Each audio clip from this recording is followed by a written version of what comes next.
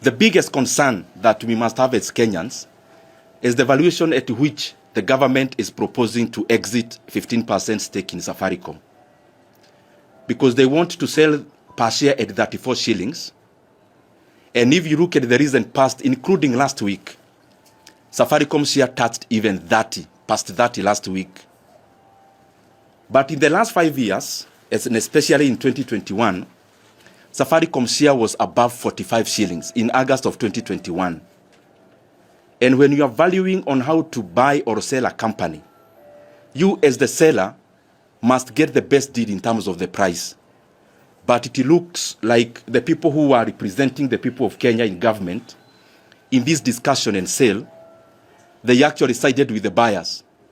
And they decided to sell Safaricom for a song.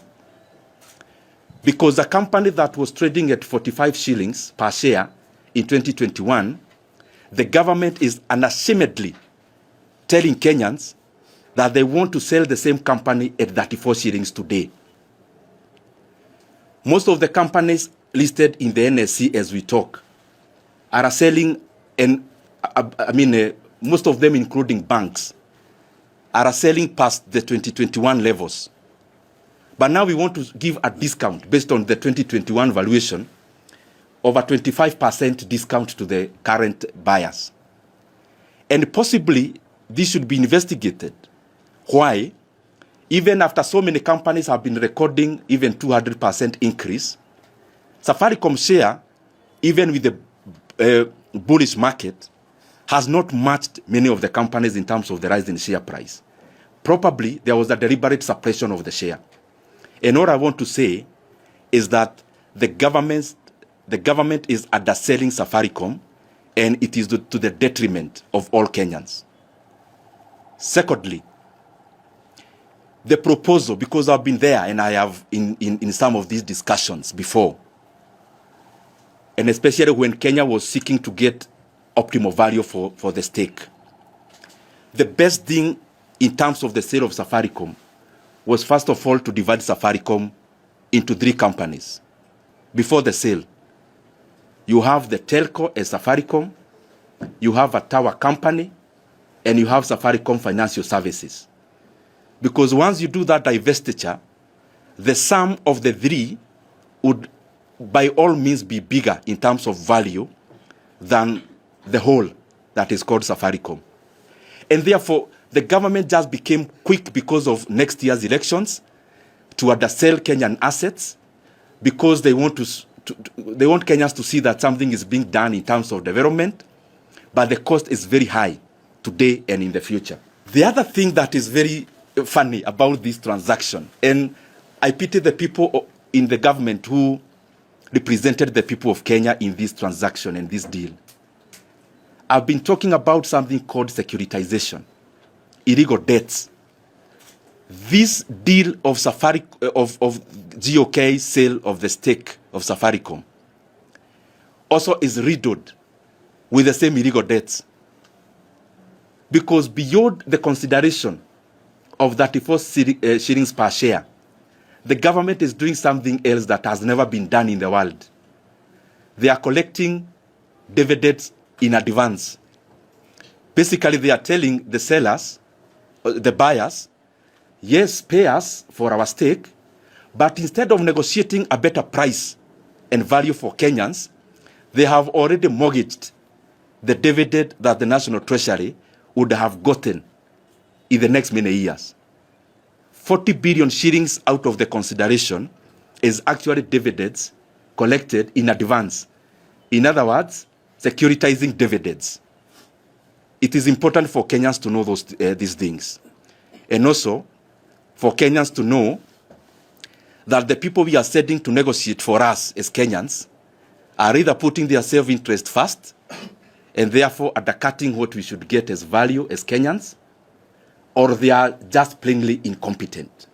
On the same kind of sales and divestitures that have been happening, it is important for us as Kenyans to understand the difference, and the people in the National Treasury and government to understand that there is a difference between privatizing a public organization or company an outright sale.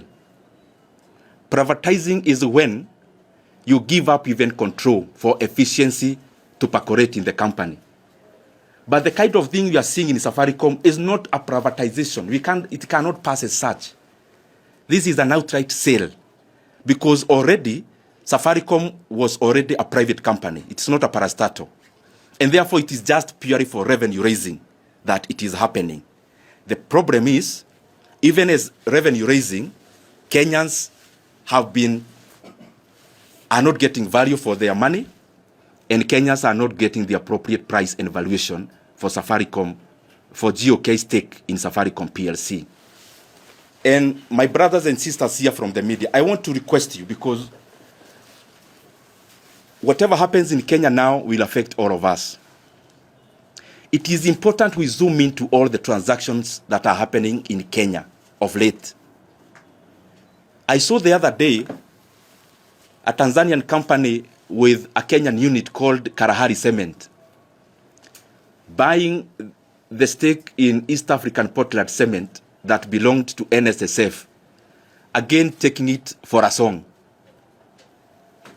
Why is this massive interference with NSSF? That a person who is not Kenyan can see value in East African Portland Cement that NSSF, that is investing workers' resources, cannot see in a local company. We must be vigilant. Otherwise, within a very short time, we are all going to regret as Kenyans, because we'll have nothing to hold on to. Everything will have been torn down in terms of sold for nothing, and you'll have no fallback position. And on the same, I have been saying, and I want to repeat, there is a new jargon in town called infrastructure fund. Infrastructure fund is only two things, and Kenyans should know that. One was sale of Safaricom, which is now Adawi. Number two is more borrowing. So anyone who needs to know what infrastructure fund is, just keep on watching the lips of everyone talking about it and match with the actions. It is either sale of government assets at a discount, definitely, or more borrowing. And these things are important. And I don't think there is something more important than the economy of Kenya to all of us. Look at it this way. Kenya has already taken a loan using fuel levy. The money you pay for fuel levy has already been collected in advance for the next 7 years, and they want to take another one that will take us for the next 10 years. Meaning, the tax you are going to pay for the next 7 years has been collected today and spent. The unfortunate thing, and especially around that fund, is that local institutions, and especially banks, took part, and especially banks where GOK has a stake or controls. That we are collecting taxes because levy is like tax. The money that was to construct roads for the next 7 years has already been collected as we talk. I don't know whether I'm making sense, because you need to understand that because the government is looking at 2027 and nothing else, they are staking the future of this country in the name of elections. So we want to do everything that Kenyans can see. It doesn't matter whether we are getting into an abyss, and it doesn't matter whether we are going to recover from it. So we have taken fuel levy that was to be collected by Kenya for the next 7 years. That money has already been spent. Secondly, tourism fund has already been securitized or in the process of being securitized. The process has already kicked off. So when you see Bomas of Kenya coming up, that is again an illegal loan, because all these securitization business is illegal. I've been talking about Talanta Fund, and you may wonder why there is no person in government giving a rejoinder. Because if there are no facts, then you should give the facts as the National Treasury. That this year, we borrowed 44.5 billion Kenya shillings where Kenya is going to pay an interest rate or an interest sum of 100 billion Kenya shillings in the next 15 years. Can you imagine that? Just because we want claps, now we take a loan of 44.5 billion shillings where the government is going to pay interest rate quantum of 100 billion in 15 years. So the Talanta Stadium, you see, the cost is not 44.5 billion. And I've been repeating this and I want to repeat. The real cost is over 140 billion Kenya shillings. So we need to ask ourselves as Kenyans whether these are the kind of decisions that we want made for our economy. Now, they're in the process now of securitizing your housing levy.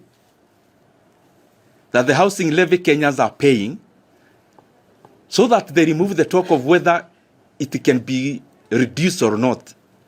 The government is again kicking off the process of securitizing. Securitizing is just a heavy word to confuse Kenyans.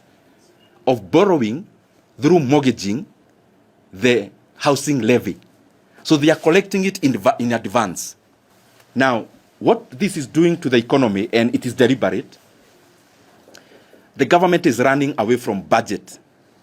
They want to control development in another book called Infrastructure Fund. And I just want to repeat, Infrastructure Fund is only a composition of two things. Sale of government assets, including Safaricom, and more borrowing. All the other hurabalo you hear, the bottom line is that. Now, let me interest you something else as I finish. As we talk with you here, Kenya is borrowing 1.25 trillion Kenya shillings in the official book of loans. 1.25 trillion Kenya shillings per year in the official loan book. So Kenya is borrowing 3.5 billion shillings every day, including today. By end of today, Kenya will have borrowed a net of 3.5 billion. And a net here, I mean, I have not included the money the government is borrowing to pay previous loans. That is called refinancing. I have not added. The figure I am giving is purely net debt. To put it into context, President Kibaki in his 10 years borrowed a net of 1.2 trillion Kenya shillings in 10 years. So we are borrowing in 1 year what Kibaki borrowed in 10 years. It is important for Kenyans to keep on knowing these things. Because this kind of recklessness cannot go for too long. And we have very recent case scenarios. We have Senegal, which is now in red. 2 guys elected very popularly last year, Diomaye Faye and Osman Sonko, themselves hata hawasikizani wenyewe. Because by the time they took over, there were illegal debts like securitization amounting to 13 billion US dollars. Illegal ones, taken off the book. Like Talanta Fund, like securitization, like securitization of dividends, like the government is doing in the sale of Safaricom, and the rest. We can learn from Zambia. We can learn from Sri Lanka that it is a slippery path we are taking our country into. We can learn from Ghana. Ghana was unable to service debts. So what did they do? They called all the government creditors and they told them, if you have lent the government $1 million shillings, either through buying a board or a T-bill, the government called them and told them, we no longer owe you 1 million. We owe you 70% of that. End of story. Can you imagine? So the route we are taking will definitely lead us there. And I'm calling upon the government. Let us not stake Kenyans' future on the general election in a year to come or so. There will be Kenya after 2027. And Kenyans, ask yourself, why is the government, if you collect dividends for the next 5 years, So, in the mind of government, there'll be no Kenya in the next 5 years or what? When you take fuel levy to be collected in Kenya for the next 7 years to build roads, are you telling us there'll be no roads in Kenya to be built? I have indicated that Kenya is borrowing 1.25 trillion shillings every year. But even the developments that we are seeing, including the expansion of Nairobi-Nakuru Highway, we now have had to force NSSF to invest workers' resources in that road, while the government knows for sure it will never break even. Now that we are selling a stake in Safaricom, why can't the government provide that road for free to all the people in the western side of this country? Must we package it as a commercial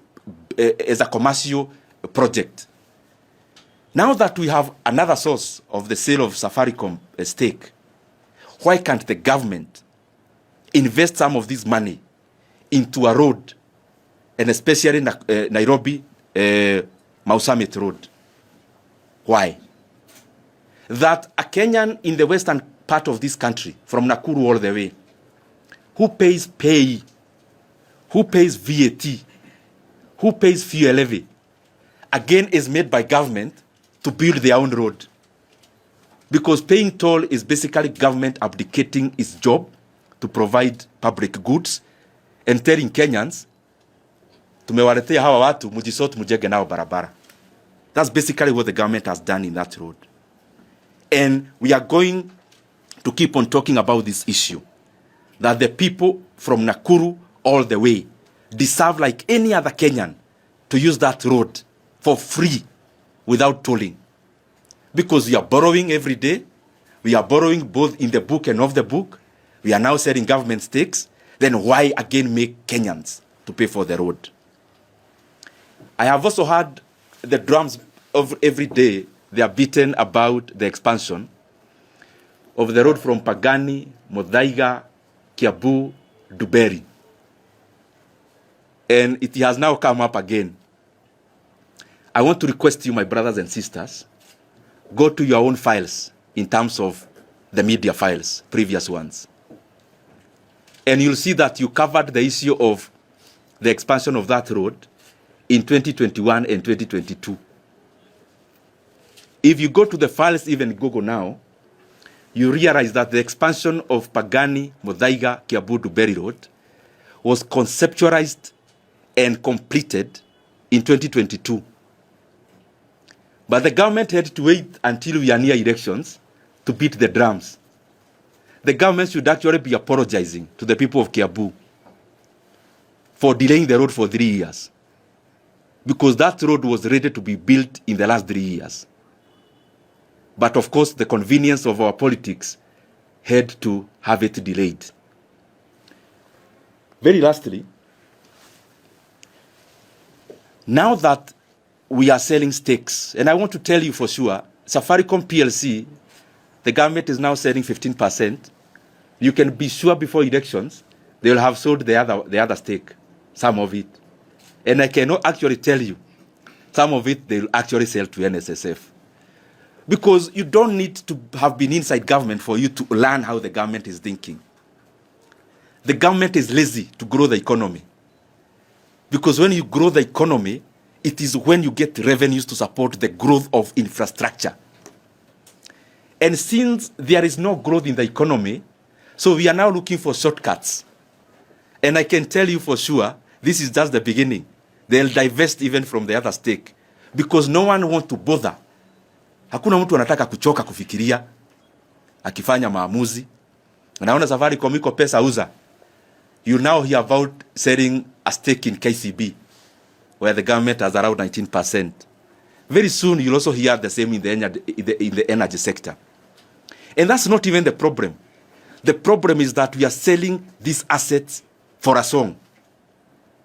And I want to repeat because I am finishing. There is no way the government can purport to sell Safaricom at a valuation of less than 2.5 trillion. There is no way, other than if there is self-interest or incompetence on the side of government. And I have enumerated again, the best way was for the government, first of all, to foster divestiture within Safaricom, create 3 entities, value them separately, and then sell them separately if you have to sell. Very last, we are now on a drive. We are being taken on a rough drive of political messaging. These grand terms you are hearing, infrastructure fund and big money being mentioned, it is to make Kenyans not ask the basic questions. Before we are told about trillions and the rest, can the government first of all do the basics? We are now in December. The government, unless they recede, they have already purported to want to increase school fees for day scholars from January. So on one side, we are talking about trillions. On the other side, you are abdicating from supporting free basic education. Our JSS brothers and sisters, they require very little money to be confirmed into permanent and pensionable terms. They already had a contract for 1 year to intern in the JSS institutions. But instead of addressing such a small issue, now we are doing political messaging by mentioning billions and infrastructure fund so that Kenyans don't ask us real questions about real issues. It's like when you can go to your home today, Stephen Leto, and you call a baraza of your home, or Mwaneki, from Business Daily. You call a baraza at your home, and you tell your kin or your family members that you want to go to the moon, and you are going together with them. So they actually forget to ask you about food for that day, because you've already sold a grandiose idea. Unfortunately, within a day or two, they start telling you, okay, we are still going, but where is food? So the basics for this country, one of the basics is basic education. Before we talk about all those other things, the government must give assurance through writing that day scholars in Kenya from January will get an opportunity to go to school without the handicap of finances, as it has been before. As I close, let me take you the last sentence on something else, because this grandiose communication of politics can make Kenyans get lost. Now, we are building highways to toll without any alternative. It has never happened in Kenya since independence. Because even where there is a toll road, there are alternatives. It is the first time in Kenya we are doing an experiment to have Kenyans pay for using a road and deny them an opportunity for an alternative. That's one. It is also the first time in Kenya we are doing off-the-book borrowing through Talanta Board and the rest. It is also the first time we are securitizing revenues to be collected by the country for the next many years. But we are sold a grandiose idea. This is the fact. Kenya has always built stadiums. We have Nyayo Stadium, we have Kasarani. We never took an illegal board, but Kenya built when the economy was quite small. Kenya has always had tarmac roads. Even where we are building the toll road from Nairobi to Nakuru, there is a road. Not that there is no road, there is. And it was built by Kenyans through taxes. And the government never had to take an illegal loan called securitization. You can live here in Nairobi, go to Isiolo, go to Marsabit, and go to Moyale border. There is a tarmac road there, smooth one, a highway. You don't pay to use.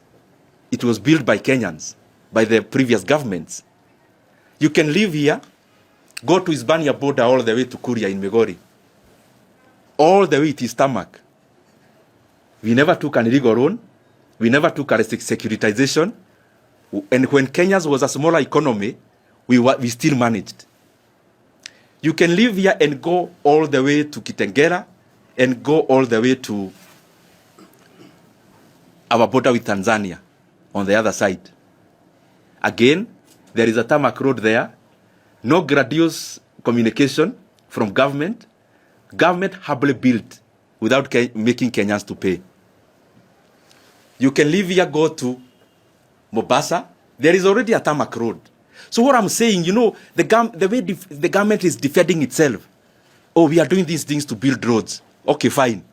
All the other governments build roads, but they never took reckless loans and illegal loans. That's what we are saying. It's not the first time Kenya is building stadiums. We have always built stadiums or stadias. So that is my concern. And I request Kenyans of goodwill, including LSK, ISPAC, the civil society, and all leaders, including the media. The things we are talking about are apolitical from where I start. It doesn't matter who becomes what. But if you securitize future revenue, we are choking Kenya today and in the future. Please let us take this as our burden. Because we may champion for the freedoms of Kenyans, the way we do, like LSK does.